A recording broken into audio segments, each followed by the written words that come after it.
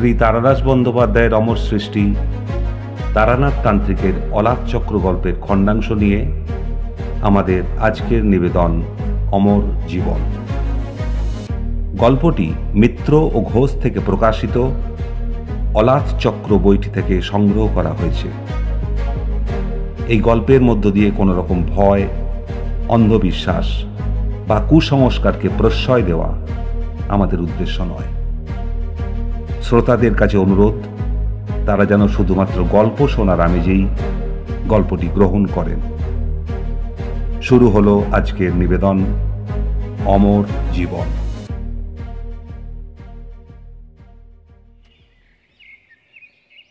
যে সময়ের কথা বলছি আমার বয়স তখন 12-13 হবে। শীতকাল। দোলাই গায়ে দিয়ে বাইরের দালানে বসে বাবার কাছে পড়াশুনো করছি। বাবা বসে হিসেবের খাতাপত্র দেখছেন। এমন সময় একটা ভবু ঘুরে চেহারা লোক এসে উঠোনে দাঁড়ালো। আমি তখন নেহাতি ছোট, মানব চরিত্র ঠিকঠাক বোঝবার মতো বয়স হয়নি। কিন্তু লোকটাকে দেখে প্রথমেই যে কারণে আমার অবাক লাগলো তা হলো লোকটার বয়স আমি আন্দাজ করতে পারলাম না। কোনো মানুষকে প্রথমে দেখলে এবং তার বয়স সঠিক না জানলেও আমরা 30 কি 35 কি 55 কি 60 এমন মনে করি। কিন্তু এই লোকটাকে দেখে মনে হলো এর বয়স যা কিছু হতে পারে।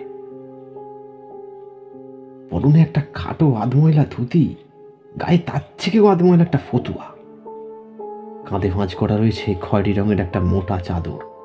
ওই ভয়ানক শীতেও সে লোক চাদর গায়ে জড়ায়নি।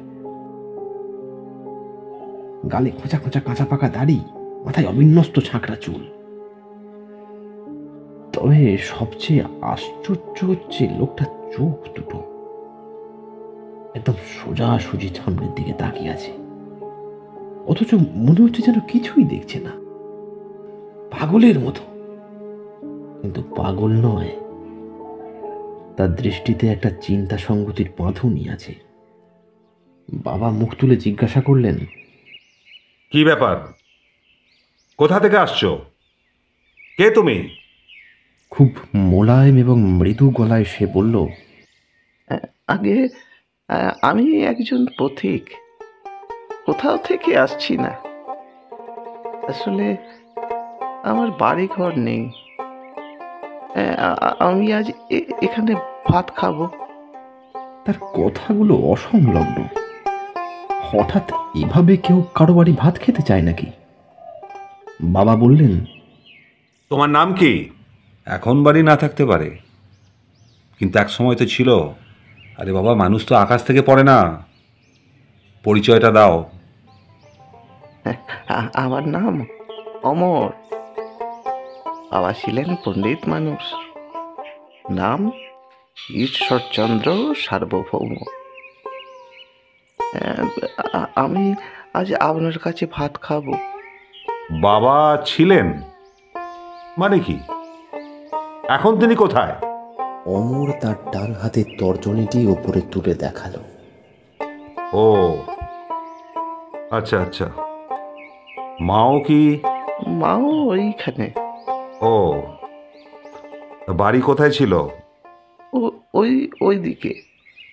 উঠোনের নিমগাছতলার ইদারা থেকে বালতি করে জল তুলে হাত মুখ ধুয়ে অমর বারান্দায় উঠে এসে বসল। বাবার ভয়ে আমরা সেদিকে তাকাতে পারছি না, কিন্তু কান খাড়া করে রেখেছি। বাবা জিজ্ঞাসা করলেন, এখন কি কিছু খাবে? রাত্রে কোথায় ছিলে? সকালে উঠেই হাঁটছো বুঝি? বাবা কেন এ প্রশ্ন করলেন তা আবছা আবছা বুঝতে পারলাম। মাইল চারেক দূরে চাঁপাগাড়ি ছাড়া কাছাকাছি অন্য কোনো গ্রাম নেই। তার পরের গ্রাম ময়নাচাঁদা অনেক দূর। সকালে উঠে সেখান থেকে হেঁটে আসা সম্ভব নয়। লোকটা কি বলে বাবা সেটা দেখতে চাইলেন। না, আমি এখন কিছু খাবো না, একেবারে দুপুরের ভাত খাবো। আর যদি থাকতে দেন তাহলে আজ রাত্রিটাও থেকে যেতে পারি। এই ভিটেতে একটু স্বপ্ন দেখতে হবে কি না? এবারে আমি বাবার শাসনের কথা ভুলে অমরের দিকে তাকালাম। লোকটা চোর ডাকাত না হতে পারে, কিন্তু পাগল নিশ্চয়ই। স্বপ্ন দেখতে হবে মানে? পাগলামি করো না। আমি যা বলছি তার সোজা উত্তর দিচ্ছ না কেন? তোমার নাম তো অমর। আগে হ্যাঁ, অমর জীবন। বাবার নাম ঈশ্বর। সবারই বাবার নাম ঈশ্বর। আবার পাগলামি করে। আচ্ছা, এই স্বপ্নের ব্যাপারে কি বলছিলে? ওর মানে কি? রাগ করবেন না, আমার কথাবার্তা ওই একটু পাগলাটে মতন, কিন্তু আমি লোকটা খারাপ নই। আপনাদের বাড়ির দক্ষিণ দিকের ভিত সামান্য নিচু, সেটা জানেন? সমস্ত বাড়িটা একটু কাত হয়ে আছে। উত্তরে উঠে দক্ষিণে ঝুঁকে। আচ্ছা, আপনাদের বাড়িতে শালিক বসে না, খেয়াল করেছেন কখনো? আপনি তো এবারের কর্তা। আপনার অনামিকা মধ্যমার চেয়ে বড়। এবারের প্রত্যেক বড় ছেলেরই তাই। ঠিক বলছি তো? আমি অবাক হয়ে গেলাম। সত্যি তো তাই। আমার মাঝের আঙুলের চেয়ে পরের আঙুলটা বড়। মেজ কাকা এবং ছোট কাকার বড় ছেলেরও তাই। এই লোকটার পক্ষে সে কথা কি এত তাড়াতাড়ি জানা সম্ভব? তাতে কি? সেজন্যই আমি এ বাড়িতে একটা রাত ঘুমিয়ে স্বপ্ন দেখতে চাই। অবশ্য এটাই আমার কাজ। পথে পথে ঘুরে বেড়াই, কখনো মন্দিরের চাতালে, কখনো বা গাছতলায়, বা কোনো গেরস্তের বাড়ি আশ্রয় নিই। সব জায়গাতে কিন্তু স্বপ্ন দেখা যায় না। ওর একটা নিয়ম, লক্ষণও আছে। সে বুঝিয়ে ঠিক বলা যায় না, কিন্তু আমি ঠিক টের পাই। কাল সকালে আমি আরো অনেক কথা বলতে পারবো। বাবা আর কিছু বললেন না। মুখ নামিয়ে আবার হিসেবের খাতায় মন দিলেন। অমর দুহাতে হাঁটু বেড় দিয়ে তার উপর থুতনি রেখে বসে রইল। অনেকক্ষণ পর বারান্দা থেকে নেমে নিম গাছের গোড়ায় পড়ে থাকা একটা লম্বা কঞ্চি তুলে সেটা দিয়ে পুরো উঠোনটা মেপে ফেলল। তারপর নিজের মনেই বিড়বিড় করতে লাগলো। 38, 38 কেন? বাকি 4 কোথায় গেল? বাকি 4, বাকি না না না, তা তা কেমন করে হবে? আমরা অবাক হয়ে তার দিকে তাকিয়ে আছি। বাবার মুখ খাতার দিকে নামানো, কিন্তু তিনি চোখ দিয়ে অমরের কাণ্ড দেখছেন। কিসের 38? আরো 4 বেশি হলেই বা তাতে কি হতো? হ্যাঁ, উঠোন মাপা হয়ে গেলে কঞ্চিটা অমর আবার যত্ন করে নিম গাছের তলায় রেখে এলো। আমরাও আবার পড়ায় মন দিলাম। দুপুরে খেতে বসে অমর জীবন ভাত খেলো খুব কম। পাড়াগাঁয়ে একটা বাচ্চা ছেলে ওর থেকে বেশি খেয়ে থাকে। বাবা খেতে খেতে একবার বললেন, আর ভাত নেবে না? মাছের লেজা একটা দেবে? আসলে বেশি খেলে স্বপ্ন দেখা যায় না, খালি পেট মোটা হয়। খাওয়া দাওয়া হয়ে গেলে গুরুজনরা বিশ্রাম করতে গেলেন। অমর উঠোনে নেমে মনোযোগ দিয়ে নিম পাতা কুড়োতে লাগলো। তার কাজ করার ভঙ্গিটা খুব সুন্দর। একটা একটা করে হলুদ ঝরে যাওয়া পাতা তুলে ফুঁ দিয়ে ধুলো ঝেড়ে সেগুলোকে হাতের মুঠোয় গুছিয়ে রাখছে। অনেক পাতা জড়ো হয়ে গেলে বারান্দায় উঠে এসে সেগুলোকে আলপনার মতো করে সাজাতে লাগলো। আমরা ছেলেপুলেরা দাঁড়িয়ে তার কাজ করা দেখছি। একটু একটু করে বারান্দায় নিম পাতা দিয়ে একটা সুন্দর আলপনা ফুটে উঠল। সে মাথা একদিকে কাত করে নিজের শিল্পকর্ম দেখতে লাগলো। আমি জিজ্ঞাসা করলাম, এটা কি হলো? বলো তো, এটা কি হলো? এটা তো আলপনা, এ দিয়ে কি হয়? আচ্ছা, আচ্ছা, এটা দেখে তোমার মনে কি ভাব জেগেছে আমাকে বলবে? ভালো লাগছে, দেখতে সুন্দর বলে আনন্দও হচ্ছে। বাহ, তাহলে তো তুমি আসল জিনিসটাই বুঝে গিয়েছো। হ্যাঁ, এটা দিয়ে কিছু হয় না, ভালো লাগে তাই বানালাম। আমার খুব পছন্দ হয়ে গেল লোকটাকে। তার কথার অর্থ সবটা না বুঝতে পারলেও যেহেতু আমাদের পরিবারে কিছু কিছু জ্ঞান এবং সংস্কৃতির চর্চা ছিল, সেহেতু তার বক্তব্যের সৌন্দর্য এবং গভীরতা আমাকে স্পর্শ করল।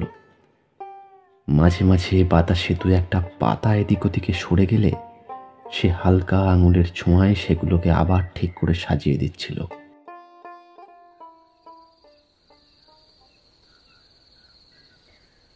রাত্রে সে কিছু খেলো না। ভেতর বাড়ি থেকে মা অবাক হয়ে বললেন, ও মা, সে কি কথা? অতিথি মানুষ না খেয়ে থাকবে কিরকম? আরে বাবু, পাগলামি করতে হয় তার জন্য অনেক জায়গা ছিল। খামোখা আমার বাড়িতে এসে কেন আমাকে বিব্রত করছো? ও আমার অভ্যেস আছে আসলে। এই স্বপ্ন দেখার দিন রাত্রিরে মুখ এটা করতে নেই।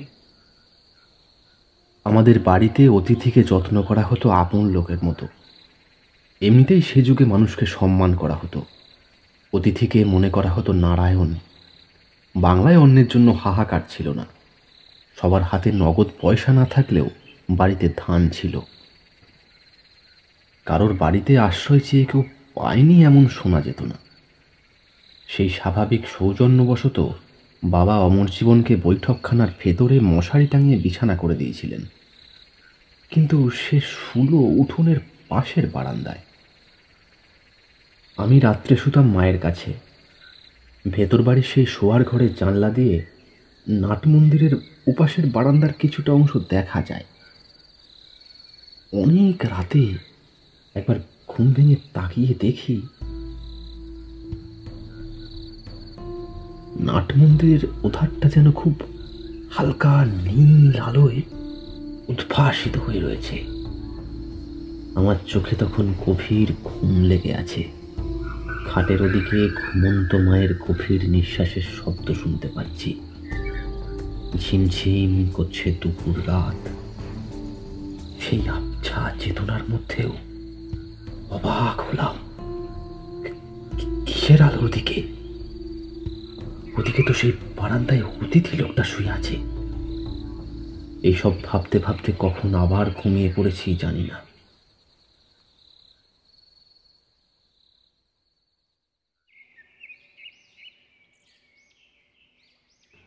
সকালবেলা নাট মন্দিরে আসর বসল স্বপ্ন কাহিনী শোনার। মোটা মোটা থামের আড়ালে মা কাকিমারা এসে দাঁড়িয়েছেন। পুরুষেরা বসেছেন ঠাকুর দালানের মেঝেতে। বাবা গম্ভীর গলায় বললেন, স্বপ্ন দেখেছো তাহলে কাল রাত্রিরে? আগে হ্যাঁ, আমি তো জানতাম দেখতে পাবো। কি দেখলে? অমর বলতে শুরু করলো। তার বাচনভঙ্গি পরিশীলিত এবং মার্জিত। আমরা অবাক হয়ে তার কথা শুনতে লাগলাম। কর্তামশাই, প্রথমে একটা ভালো খবর বলি। আপনার এক ভাই ছেলেবেলাতে বাড়ি থেকে পালিয়ে গিয়েছিলেন, তাই না? হ্যাঁ, আমার সবচেয়ে ছোট ভাই। ও 14 বছর বয়সে বাড়িছে। আচ্ছা, তুমি কিভাবে জানলে? স্বপ্নে দেখেছি। আরে শুনুন শুনুন, আপনার সেই ভাই জীবিত আছেন। জীবিত? তাহলে বাড়ি ফিরে আসছে না কেন? হ্যাঁ, উনি এখন সন্ন্যাসী। উত্তর ভারতের কোথাও আছেন। জায়গাটা ভালো ধরতে পারলাম না।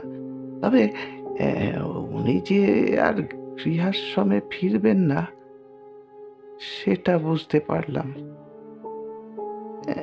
বলছি, কেদারনাথ নাম ছিল না? ঠিক, কেদারই নাম ছিল তার। বাড়ির মেয়েরা থামের আড়াল থেকে বেরিয়ে এসেছেন। ঠাকুরমা এতক্ষণ বাড়ির ভেতরে ছিলেন। তখন তিনি বেশ বৃদ্ধা। তাকেও নিয়ে আসার জন্য একজন কাকিমা ভেতরে চলে গেলেন। ছোট কাকার গৃহত্যাগের গল্প আমরা শৈশব থেকে শুনে আসছি। কোথায় যে গেলেন কে জানে। সে যুগে যতটা সম্ভব খোঁজাখুঁজি করা হয়েছিল, কোনো সন্ধান পাওয়া যায়নি। তারপর যেমন হয়, যন্ত্রণার উপর একটু একটু করে সময়ের পলি পড়ে কষ্টটা কমে এলো। কেবল ঘটনাটা একটা পুরনো পারিবারিক গল্প হয়েই রয়ে গেল। রাম, রাম কই? ও রাম, ঠাকুরমাকে ধরে নিয়ে আসছেন মেজ কাকিমা। বাবার নাম রামনাথ। তিনি উঠে দাঁড়ালেন, বললেন, কি মা, এই যে আমি এখানে।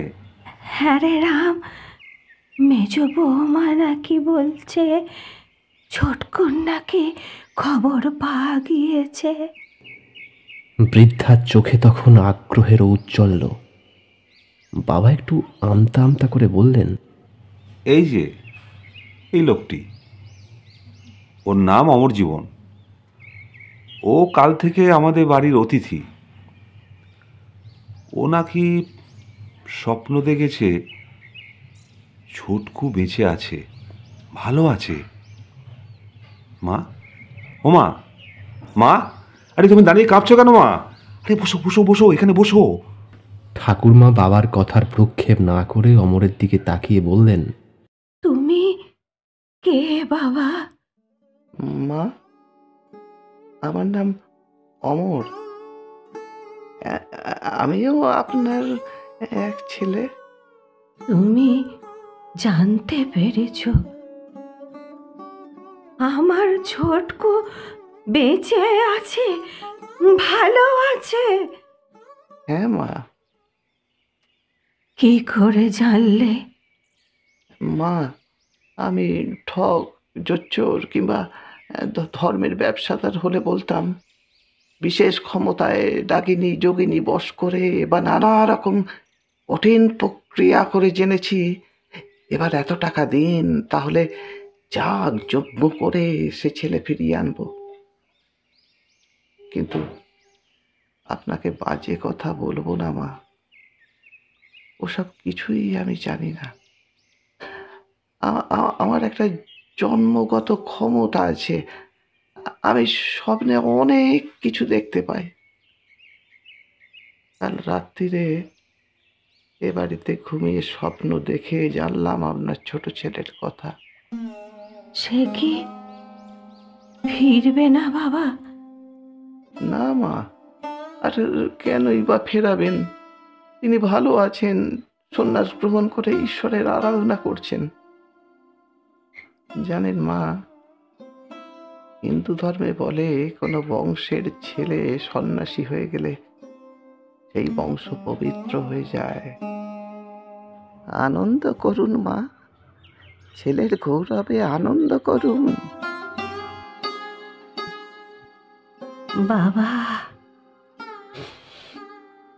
যদি আমার ছোটকু ভালো থাকে, শান্তি পেয়ে থাকে, তাহলে সে নাই বা ফিরল,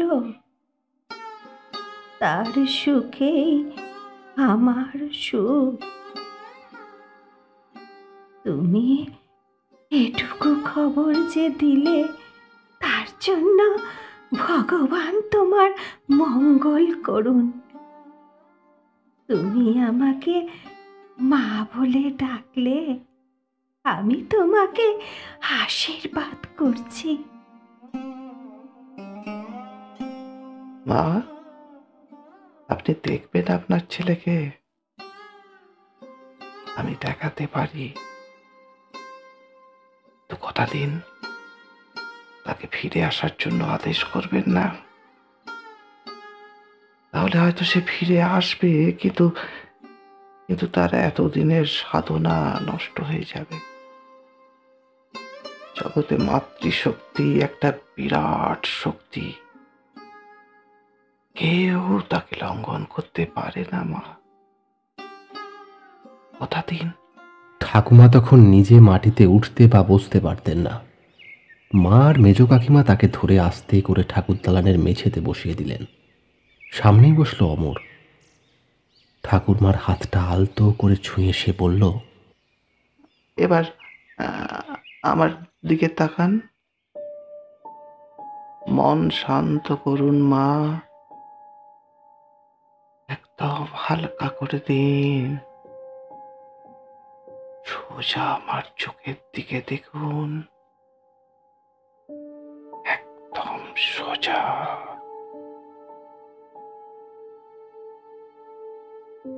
তখন ভর সকাল।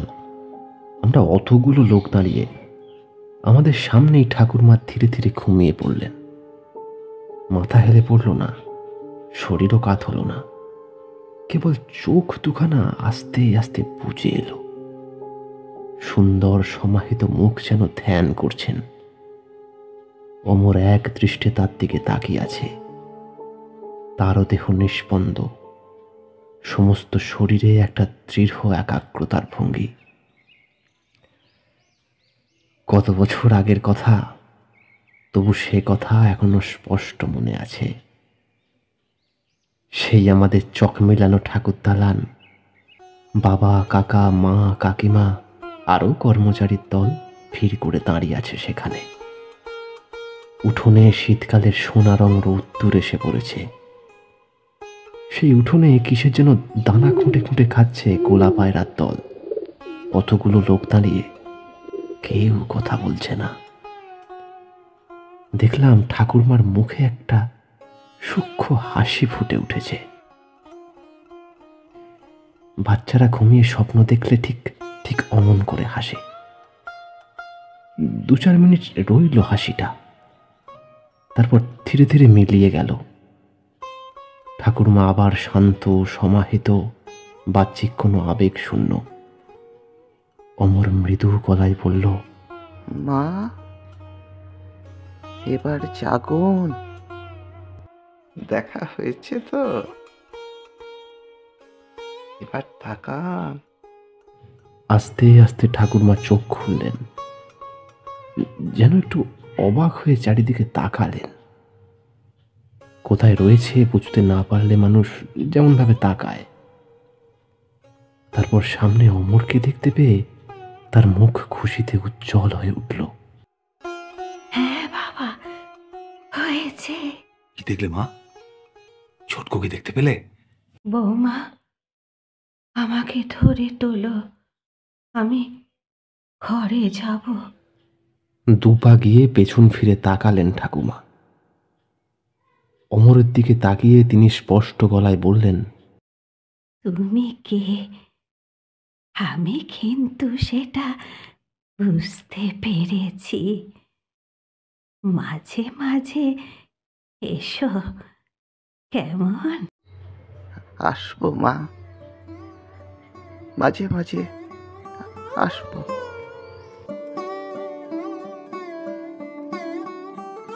ঠাকুমা চলে গেলে বাবা বললেন, তো আচ্ছা উৎপাত দেখছি। কি চাও তুমি? আরে বাবা, তুমি কে? দেখুন, আমি একজন সাধারণ মানুষ, পথে ঘাটে ঘুরে বেড়াই। আপনি কি আমাকে অবিশ্বাস করছেন? আমি তো আপনার কাছে কিছুই চাইনি, কেবল কেবল এক রাত্রির আশ্রয় ছাড়া। তাহলে মাকে তুমি কি দেখালে? আর মাও যে কি বলে গেলেন ঠিক বুঝলাম না। এর মানেটা কি? কিছুই না। উনি বুড়ো মানুষ, ছেলে নিরুদ্দেশ হয়ে যাওয়ায় ওর মনে দুঃখ রয়েছে। সে দুঃখ মা ছাড়া কেউ বোঝে না।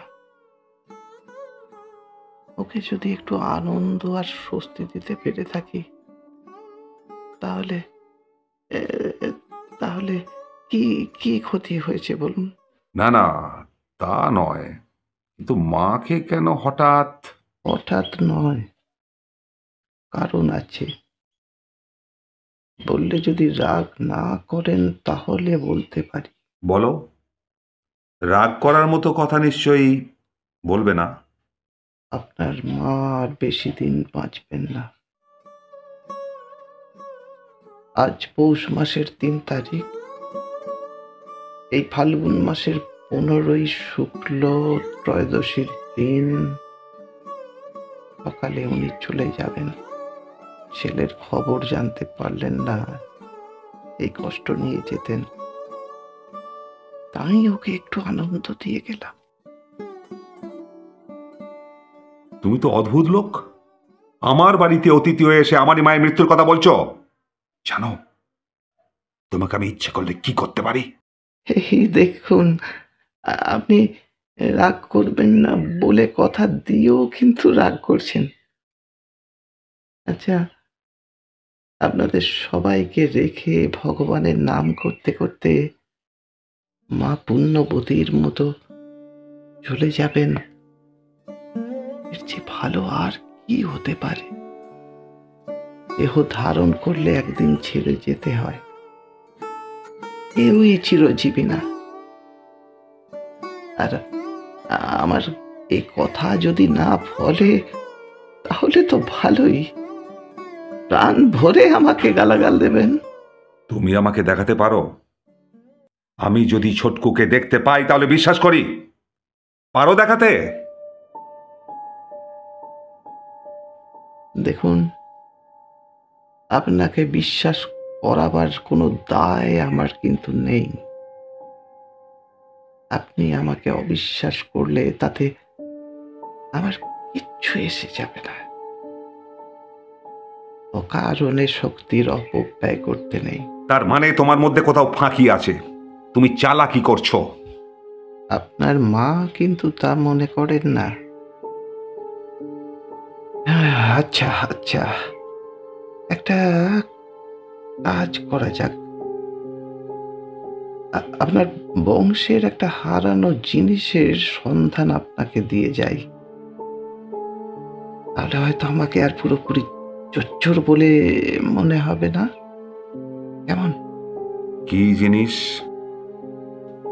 3-4 পুরুষ আগে আপনাদের বংশে একটা অষ্টধাতুর বিষ্ণু মূর্তি ছিল, জানেন কি?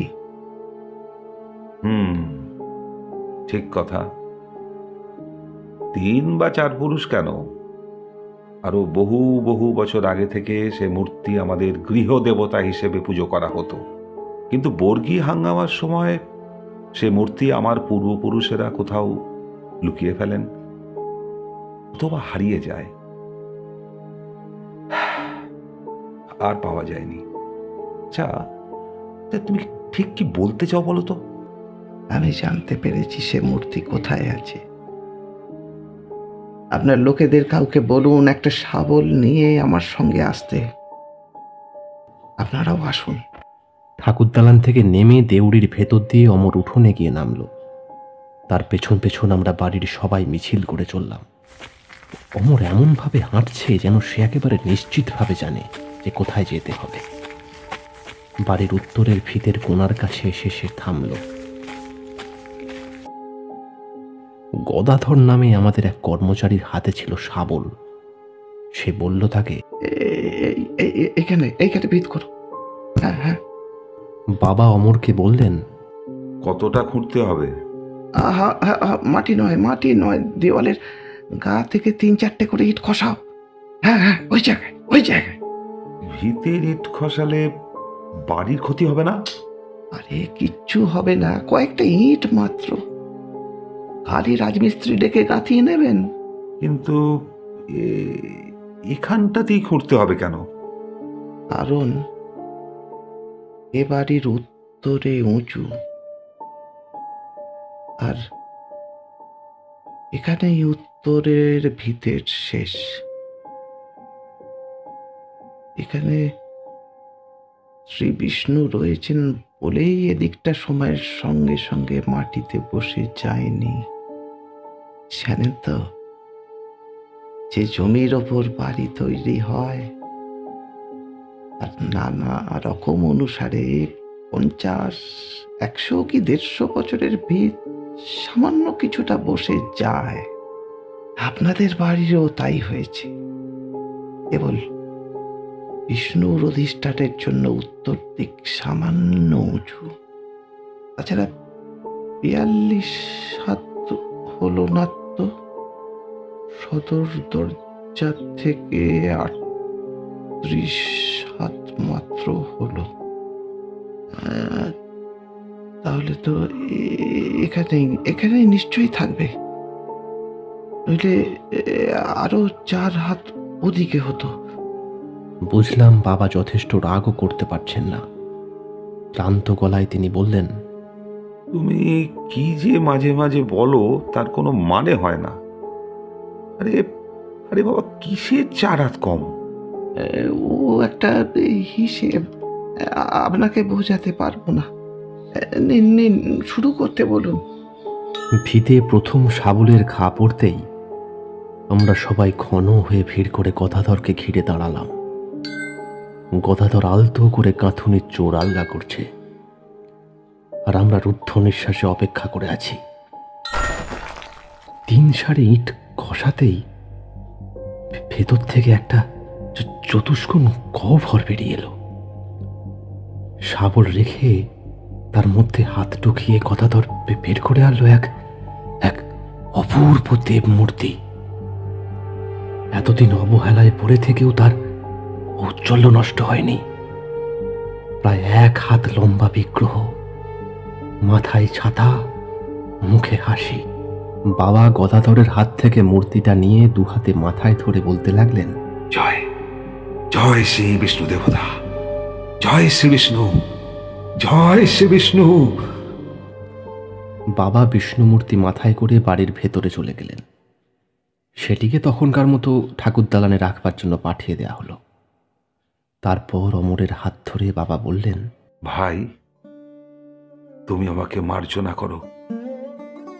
জানি না তুমি কে, কোথা থেকে এসেছো, জানতেও চাই না। তোমার এই আশ্চর্য ক্ষমতার কথা আমি স্বীকার করলাম। দেখো ভাই, যদি খারাপ ব্যবহার করে থাকি তা মনে রেখো না। সকলের অনুরোধেও অমর সেদিনটা থাকতে রাজি হলো না। বাবা শেষে বললেন, তাহলে কি ধরে নেব যে তুমি আমাকে মার্জনা করলে না?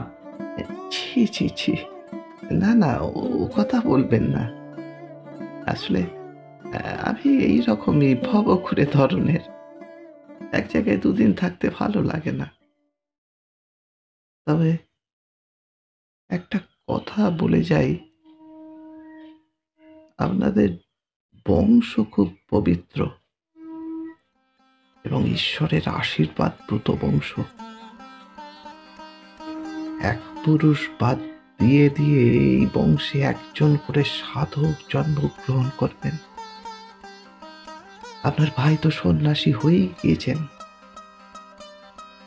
এর পরের পুরুষে নয়। এখন যারা ছোট, মানে এরা এদের কারো সন্তান অলৌকিক ক্ষমতা নিয়ে জন্মাবে। সংসারের থেকেও সংসারী হবে না। আপনি তার জন্ম বৃদ্ধ বয়সে দেখে যেতে পারবেন? কি করে বুঝবো সে কে?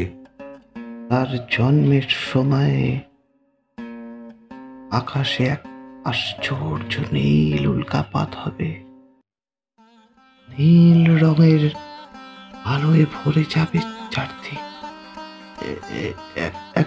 এখনো অবশ্য তার দেরি আছে, কিন্তু মনে রাখবেন কথাটা। আচ্ছা, চলি তাহলে। উঠোন পেরিয়ে সদর দরজা পেরিয়ে অমর চলে গেল। সঙ্গে সে একটা রহস্যের পরিবেশ নিয়ে এসেছিল। সে চলে যাওয়ার পরেও সেটা কিন্তু থেকেই গেল। 15ই ফাল্গুন সকাল থেকে বাড়ির সবাই ঠাকুরমার দিকে সতর্ক নজর রেখে বসে রইল। অমরের ভবিষ্যৎবাণীর কথা তাকে কেউ জানায়নি। তিনি ঘুম থেকে উঠে স্নান সেরে পুজোয় বসলেন। পুজো হয়ে গেলে উপুর হয়ে গৃহদেবতাকে প্রণাম করলেন এবং আর উঠলেন না। প্রণামরত অবস্থাতেই তার মৃত্যু হল।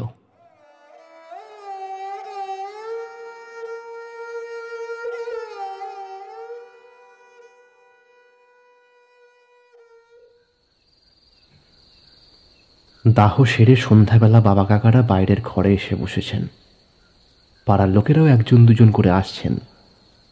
এমন সময় মাধব চৌধুরী ঘরে ঢুকে বললেন, আমি ছেলে আমার আসতে একটু দেরি হয়ে গেল। এই রামনাথ, এই বাইরে কে একজন তোমাকে ডাকছে গো। আমাকে বললে গিয়ে বলুন আমি এসেছি। এই নামটা বলল, এই দেখো নামটা কি, অমর। অমর, হ্যাঁ। বলছি কে হে লোকটা? হ্যাঁ, এই গ্রামে দেখেছি বলে তো মনে হলো না।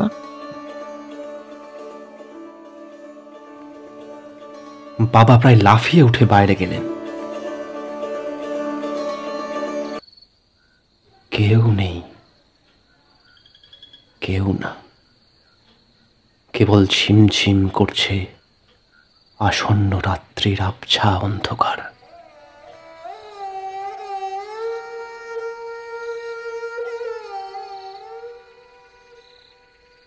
শেষ হলো আজকের গল্প অমর জীবন। গল্পের চরিত্রে অমর জীবন অনুপম মুখোপাধ্যায়, রামনাথ জগবন্ধু মুখোপাধ্যায়, রামনাথের মা সুপ্রিয়া ব্যানার্জি, রামনাথের স্ত্রী তুলিকা মুখোপাধ্যায়, আদিনাথের ছোটবেলা অগ্নিশ মুখোপাধ্যায় এবং গল্প পাঠে আদিনাথ আলাপন মুখোপাধ্যায়।